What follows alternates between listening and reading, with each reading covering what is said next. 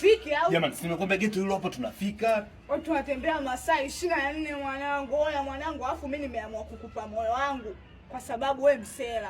Ndio na mimi nimeuchukua kwa sababu wewe msela. Ndio hasa ukiniletea mapepe mwanangu, nakula na wewe sahani moja, twende. Lakini mbona Juma alikuwa anakukubali kichizi? Mmeachana kwa sababu gani? Juma na Emi hata simuelezi Jula yapata eti mtu uko naye ndani eti anaenda dakika 40 mwanangu. Dakika 40 ndio kama ukosea. Si mapepe dakika 40 sasa kuna nini? Si kama vile tu amepita tu mwanangu. Yaani dakika 40 ni nyingi chache? Ni chache, hamna kitu hapo kilichofanyika mwanangu. Kwa hiyo kwako usitegemee.